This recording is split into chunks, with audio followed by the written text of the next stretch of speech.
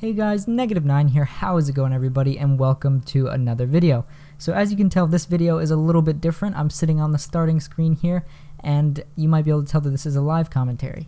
So in today's video, I sort of wanted to do something that I've been thinking about for a while now. I've been thinking about how to help newer players specifically get into Guild Wars 2. There seems to be a real disconnect somewhere along the line with new players because some people just feel really lost. And honestly, it's been so long since I played Guild Wars 2 for the first time, and even when I did play it for the first time, I had researched this game like non-stop before I even played it, so I knew what to do when I played the game. That's not the case, I've slowly realized, for newer players, and I sort of forget that. So this video is going to be a little short series, hopefully, going over the things you probably need to know as a new player upon logging in for the first time. So, like I said, it's a series dedicated to new players, basically explaining how to get as much out of this game as humanly possible.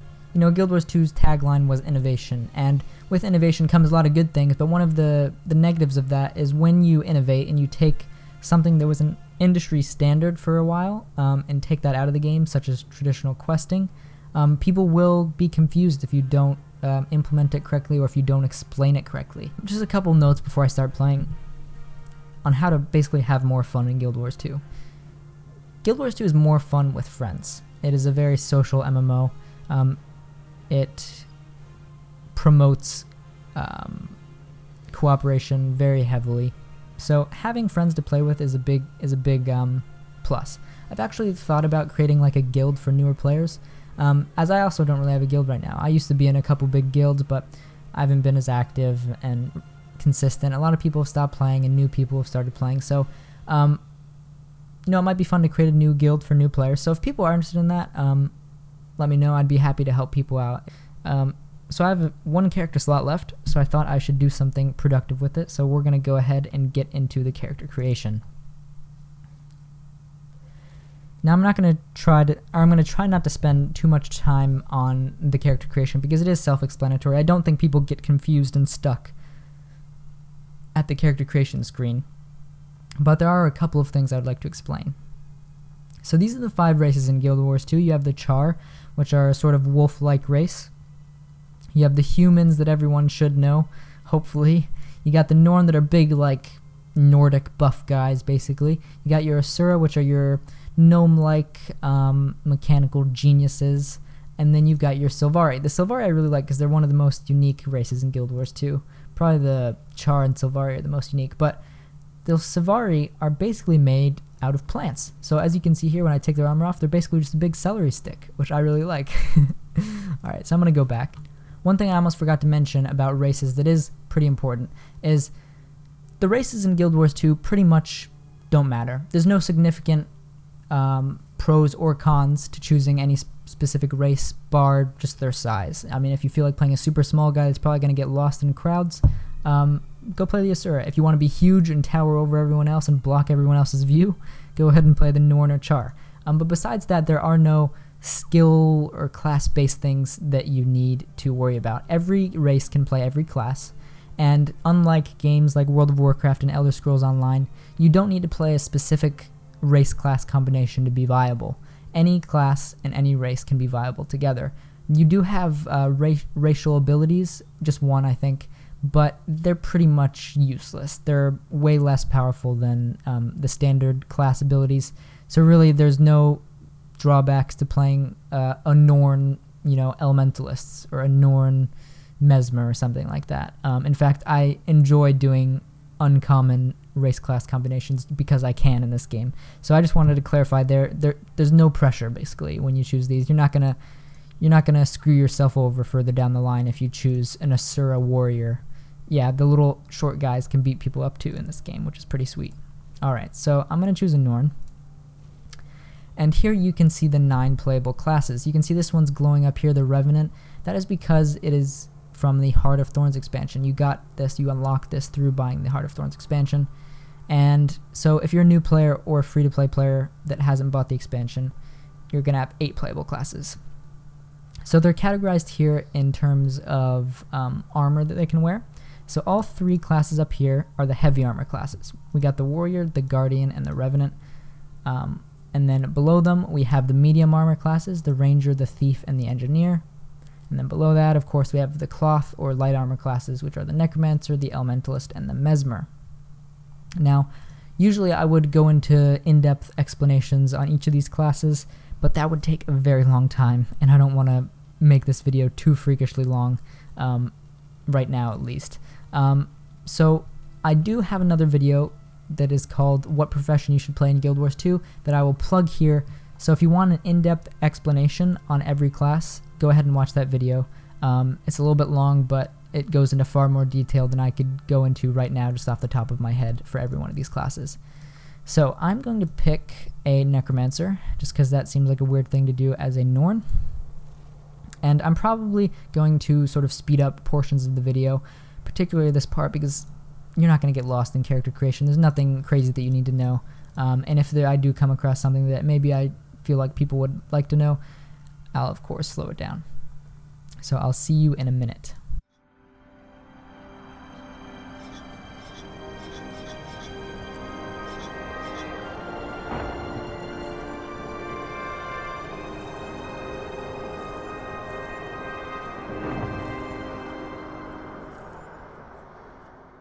Alright, so this is a little interesting thing that you can do in the character creation.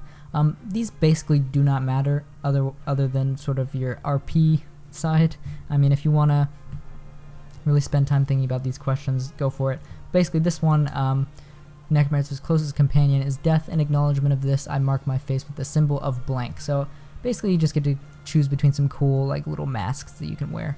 I'm going to go with this blue one, I think. Maybe? I don't know. Yeah, I'm going to go with this blue one, actually. Yeah, okay.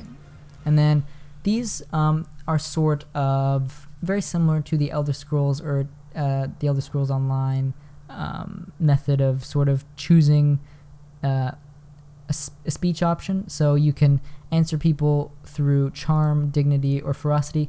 Honestly, being completely honest, it really doesn't show up that much. And just because you choose one here doesn't mean you have to use that option. It's just what your character thinks they use most of the time. So I feel like a necromancer would be ferocious, so I'm going to go with that. And the most important quality that I have is the necessary intuition, cunning, or strength. So I'm going to go with, let's go with intuition. And then at a recent celebratory moot held in Holbrook, I got in a fight, blacked out, lost an heirloom. Let's go with that one because that one sounds interesting. These ones will very minorly affect your personal story, but none of these are game breaking if you choose like one you don't like in any way. So, and then when I was a kid, I had a vision of a spirit of the wild that spoke to me and offered its guardianship. That spirit was. So, what is your spirit animal going to be? I'm gonna go with the wolf, or actually a raven. That sounds very ominous. All right. So let's come up with a name. I don't really have one prepared. Let's go with Yaramir. Yaramir? How do you spell that? Yaramir. I think there's an O. And then let's see if that works. It's probably not going to work. Okay, not going to work. Boom. Just came up with a random name. So we're going to get a cutscene here. I'm not going to spend too much time going over the story-based things because that's self-explanatory. Alright, so as you can see, we've made it to the sort of tutorial zone. It's going to give you your obvious tips here, like how to move around, WASD. This stuff should be self-explanatory, and you probably should know that if you've played any MMO or basically any online game ever. So yeah, there's a couple things before we continue on in the settings that I want to highlight now that we're actually in the game. So there's a lot of settings here, and you'll have plenty of time to go over these on your own, but I just wanted to show you a couple settings that I really enjoy.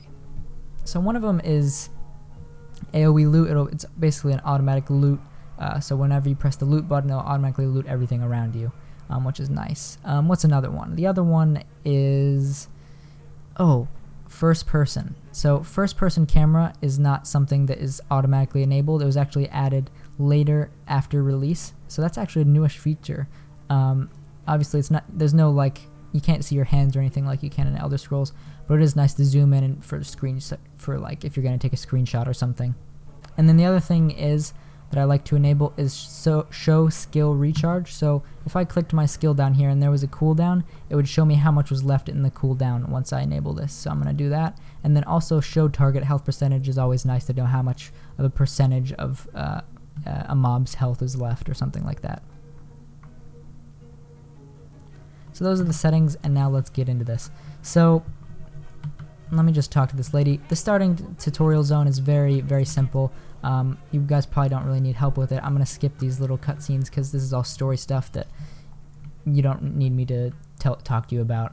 So basically the combat in this game is a mix of tab target and action combat. In my opinion, it's my favorite MMO combat in existence. So I'm just going to complete this little mission that we have to do when we start out. And so the action combat allows you to do things like dodge around, which is very fun. It's actually very useful especially when you get to higher levels, because it basically lets you take less damage, and that's always really important for higher end content like raids and stuff. You need to know, like, if you can not take damage from something, that's really important. So dodging is something you need to get used to. The other thing is that the skill bar itself. So the skill bar itself, you'll notice is split into two sections. So I have the left side here, which is my weapon skills. Guild Wars 2 combat is actually based a lot on your weapon that you've wielded. So as you can see, if I go into my hero tab here and go to equipment, I have my hatchet equipped, or an axe equipped. So this is my #1 axe skill. And as I level up the axe, these will slowly unlock and I'll get more axe skills. So that's the left side of the skill bar. And then on the right side of the skill bar are your utility skills. Utility skills are basically the skills that you can use no matter what weapon you're using. And you get those from completing hero points or hero challenges, which give you hero points. I'll remind you about that a little bit later. So we have to present our trophy to this lady. Actually, not this lady, I'm totally dumb. This guy. Alright, so we have to accompany someone on the Great Hunt. So as I was saying earlier, Guild Wars 2 combat is very action and movement based. It's not like World of Warcraft where you have to stand still while you use your weapons or abilities. You can move around and cast spells. It's really fluid, and that's why I think the combat in this game is one of my favorite. It's very fast-paced and it's a lot of fun. It's actually probably the reason that I've continued to play for portions of this game's lifetime, because there's times when the only reason I'm playing is because I like killing stuff in this game. It's fun.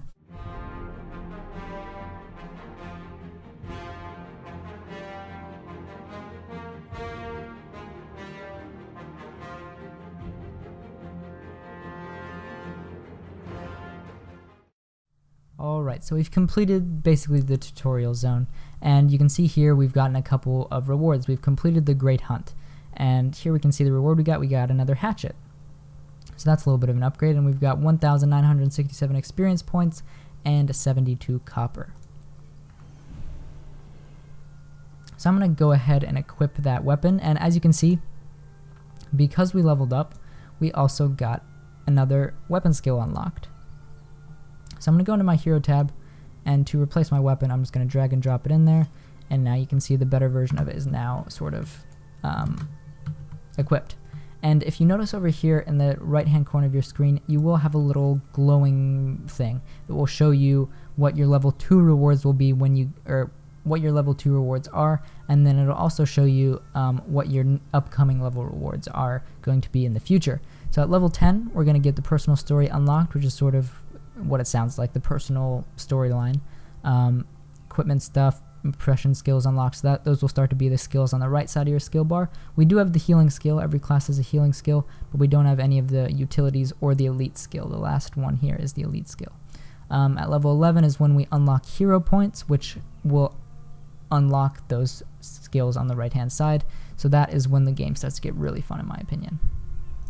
Alright, so I think if I could pinpoint a precise time when most players realize they do not like Guild Wars 2, it is right now, when the sense of direction is completely gone. There's no quest notification popping up on your screen. There's no guy with a big golden exclamation point over his head.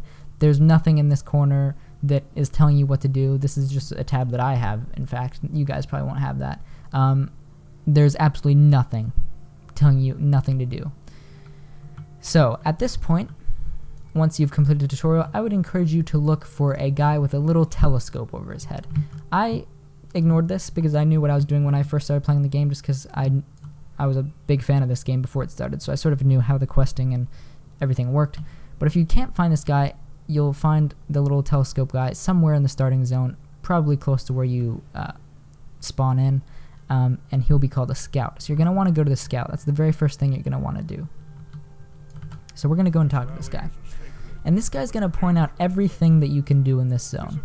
So Guild Wars 2 leveling consists of doing hearts, as you can see right here, completing hero challenges, which give you hero points for the utility skills, exploring through discovering points of interest, waypoints, vistas, and then through completing dynamic events. So while this guy's showing us all this stuff, we can see that these blue things are waypoints. We already have unlocked one of those. This is what allows you to fast travel, basically. So if I double click that, I would teleport to the waypoint. So we also have another one on here that it automatically gives us, but then there's other ones to unlock as we go around. So basically, through exploring, we can level up. So let me just go ahead and get started here. What you're probably going to want to do is find the closest heart, or basically anything. We could do this hero point if we wanted to. We could do this undiscovered point of interest. We could look at this scout over here. I think this is another zone up here, or an extension of the zone. We could do vistas. We could do whatever we want. So also the other thing you'll notice in the top left hand corner is up here in the map is this is the zone we're in. We're in the Wayfarer Foothills, as you can see right here, levels 1 to 15. And you can even highlight all the things there are to do in places you haven't discovered yet. So it says we have 2% map completion of Wayfarer Foothills. So if you do all the things there are to do in every one of these maps, or in this map specifically, it will give you a little chest here, an achievement chest for completing the whole map. So if you want to go along the game and get the most rewards and get the most experience, I recommend you just try to complete every map. Try to do every single one of these things that you can find. Some of them are difficult and some of them are challenging, so you may not be able to do them. But I would recommend doing as many of these as you possibly can in each zone. And if you are able to complete all of them, you will get a little achievement chest. And then above that, you can see there's world completion. So every single map in the game, if you complete every single of the 303 hearts, every single of the 189 hero points, all of those waypoints, all of the vistas, and all of the points of interest, you will get world completion. And that's a big prestigious thing that you can get. You'll get a little icon by your name, and you get all sorts of cool stuff.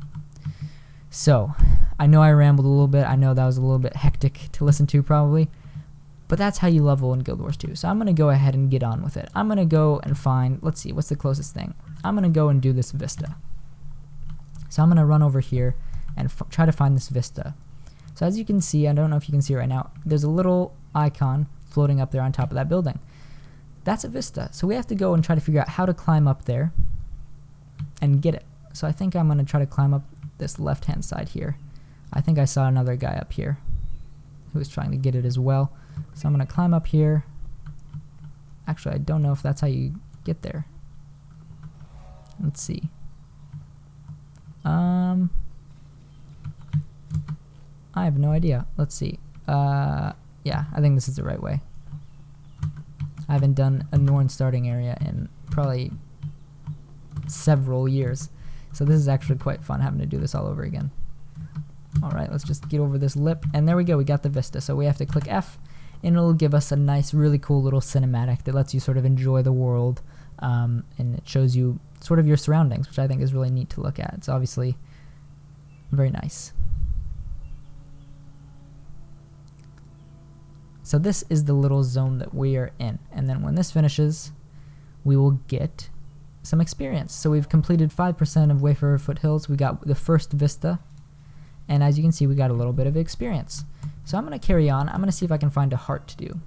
Hearts are basically activities or little challenges around the world. Oops, I just unlocked my glider. That's not something you'll have when you first start playing. Unfortunately, that is from the expansion. I promise I will not do that again. So as you can see in the top right hand corner, we don't have to go talk to any quest NPC or anything like that. Whenever you're in the vicinity of a heart, these will just pop up on the right hand corner. And basically it'll give you a list of things to do to accomplish this heart. As you can see, I just killed 2 skelk there and it gave me some completion. So it says from hidden raven eggs, or find hidden raven eggs and return them to their roost, defeat skelk and destroy their nest. So it wants us to kill these things. So I just killed this guy. I gotta kill this nest, destroy this nest. And as you can see, as I'm doing this, I'm slowly completing and getting a percentage of this little bar up here. Alright, so we've completed our first heart. And it'll say 1 out of 15, and then you'll also I got quite a bit of experience there. So hearts do give some of the most experience. Hearts and events, I think, give the most experience. And then we get a little bit of a reward over here. So if we click that, we'll get a little message from the person that was sort of employing us for this little quest. It'll give you a little message, and then it'll give you coins, and it will also give you karma. Karma is another form of currency that doesn't matter a whole lot until the end of the game. But what you can do with karma is if you go and find the actual heart icon on the map, you'll find the quest NPC, you can call it, or the person that was giving you the quest. Even though you didn't have to go talk to them, this is the person that you were working for when you were doing this little job or whatever it happened to be. So if we go up here and find the location of this heart, you'll see the person with a little heart over their head. And if you go and talk to them for hearts you've completed, they will actually turn into a vendor, and you can purchase things with the karma that we got. So as you can see down here, I have 500,000 karma because I've been playing this game for quite a while. So you gather it very easily. But I can buy this little raven totem. It's a little accessory for 63 karma. So I'm going to buy that, and then I'm going to go into my hero tab. And I'm going to go to equipment, and I'm going to equip that, and it will give me a 3+3 condition damage boost. So I do a little bit more condition damage now. So that's just a cool little way to upgrade your character, and it actually has some unique armor skins and stuff as you go on. So if you're really into collecting armor and stuff in Guild Wars 2, if you're into the Fashion Wars 2, you can go around and go to these karma vendors from heart quests, and you can actually get some pretty cool stuff later on. So what I'm going to do now is I'm going to go over here and do this point of interest in this Vista, and then I'm going to see if I can find any events to do.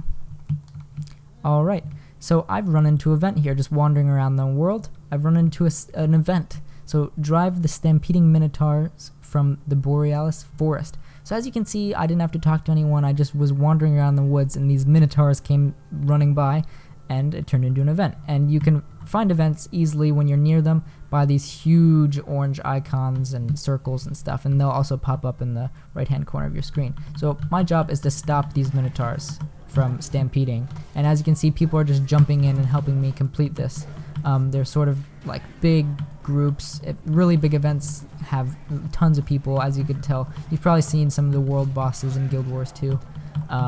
At this point, that's one of the trademarks of Guild Wars 2, huge world bosses that have huge battles with tons of players.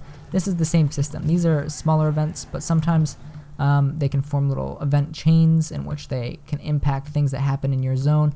So that's how they've really tried to make the zones feel dynamic, and yeah. So I'm going to try to find another herd of stampeding minotaurs. I think I can see some off in the distance there. Yep, I can see some minotaurs stampeding around up there. So we have to kill. We're at 33% left, so I'm going to try to kill these minotaurs. Oops, I hit the deer.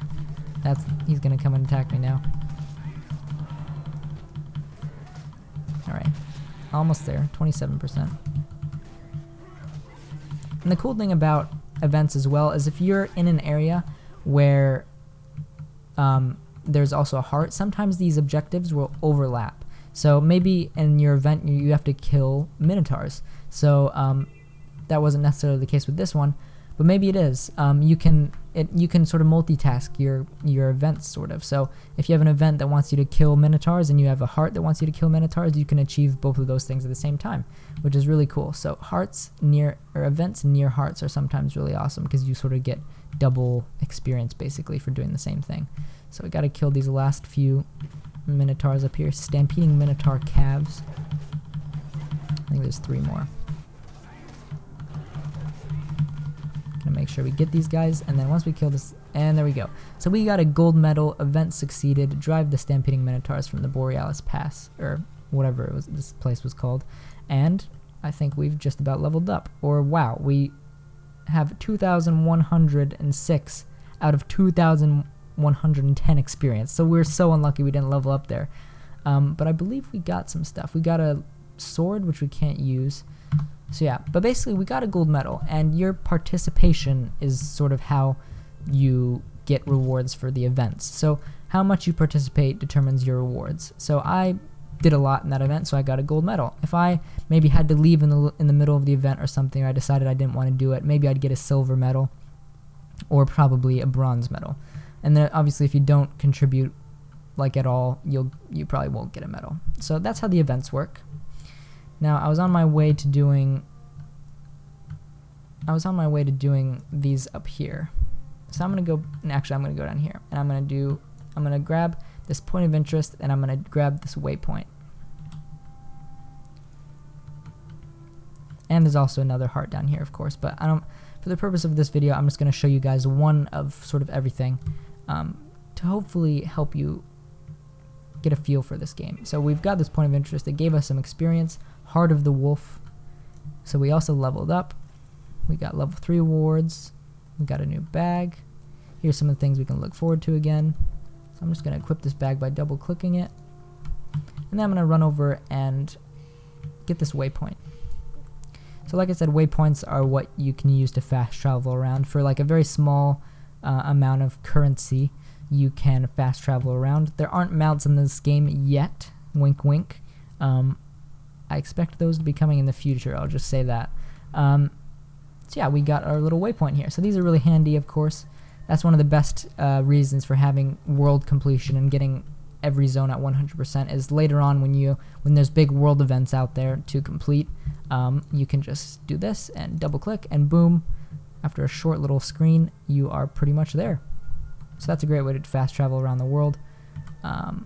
So lastly here, I'm just going to go up and do this hero point.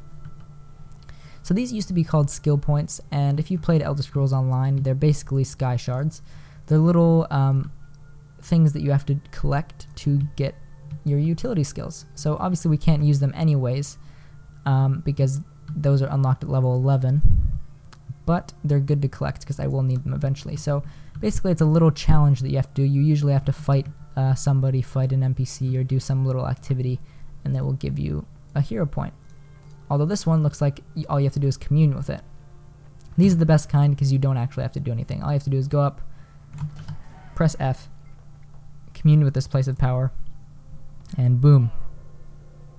So usually these are at like some cool places. So this one's at a cool place. It's at the body of the monster we had to slay in the sort of tutorial instance. So yeah, I believe I've done one of everything. So I've done 1 heart, I've gotten a couple waypoints actually, done 2 points of interest, got a hero challenge point, and I got a Vista. So I think that's gonna do it for this first episode or first video, first part of this little mini series, sort of explaining how to do things. I know it can be confusing when you first start out. So hopefully, I really hope this clarified that really leveling in Guild Wars 2 is just exploring, doing anything you run into, basically completing any sort of challenge you run into, and then, going on from there. Obviously, if you want to do world completion, map completion, that's a great way to get more experience and rewards. But obviously, you don't have to do that. The first time I leveled up, I didn't do world completion. It wasn't until I was level 80 that I went back to the beginning zones and sort of made sure I had everything at 100%. But yeah, that's essentially how to level in Guild Wars 2. Obviously, there's things like PvP and world versus world that come in later on that you can do. And there's all sorts of other fun things to do in this game, obviously. But for starters, I feel like this is a pretty good place to start. MMOs are difficult things. They're pretty big. So it can be daunting, especially if Guild Wars 2 is your first MMO ever. Then it would be especially challenging. So I'm just going to stop and I'm going to log out, and that is going to be it for this first video. Let me know what you guys think. I hope I explained everything clearly. I hope I didn't miss too much. There's a lot of stuff to cover. So like I said, let me know what you think of this video. I hope it helped, and I will see you guys next time.